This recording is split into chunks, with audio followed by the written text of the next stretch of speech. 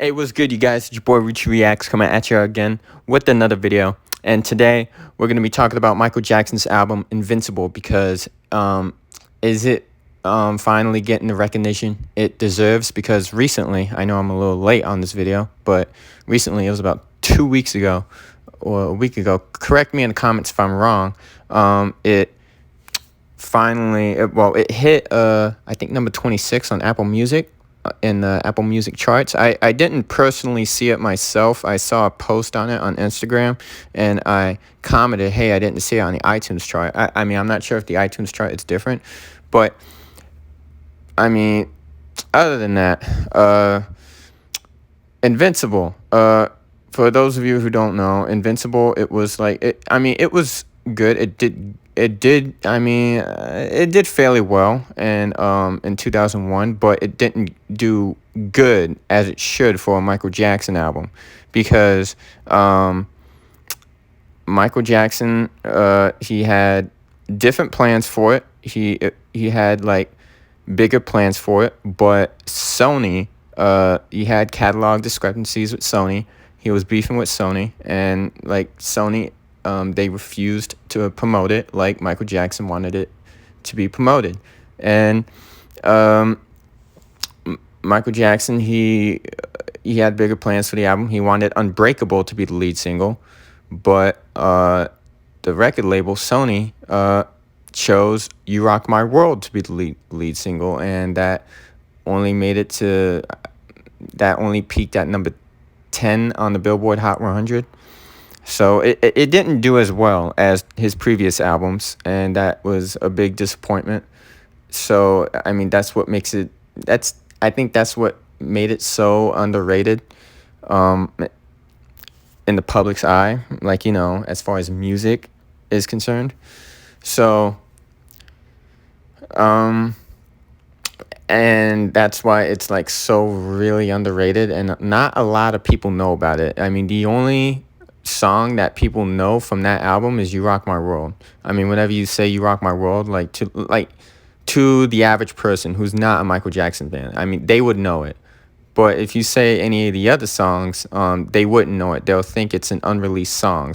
They'll think it's an unreleased song. Like, for example, I'll ask somebody, hey, do you know Unbreakable? And they'll say no, because they never heard of it. They never listened to the album, the full album, and they'll think it's an unreleased song, because, like, you know, it wasn't as heavily promoted as his previous albums, which is sad. So, yeah. Anyways, I think it's finally getting the recognition it deserves, because we're living in an era where I was talking to my friend Gary, and he says we're living in the, I guess, nostalgic era where people, I guess, they're feeling nostalgic or something. I don't know, but like they're like listening to old music or something. I don't know, but I honestly don't know what that means. But point is, Invincible, I mean, it's getting its recognition, which really makes me happy, and I would like to see it re-enter the Billboard Hot 100 one day and hit the top 10 again, like, at least.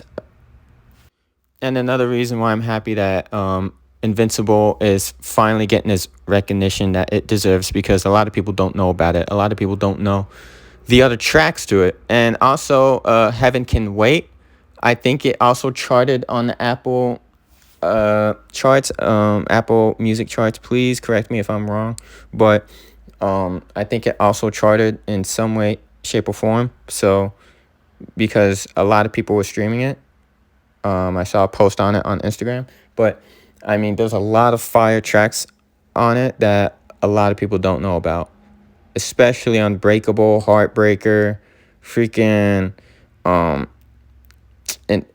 Invincible, freaking Threatened. I mean, like, a lot of fire tracks that a lot of people don't know about. I mean, it's every time, like, for example, if I was to play it in front of a non-Michael Jackson fan, they'll think it's an unreleased track, which is BS. I mean, like, why?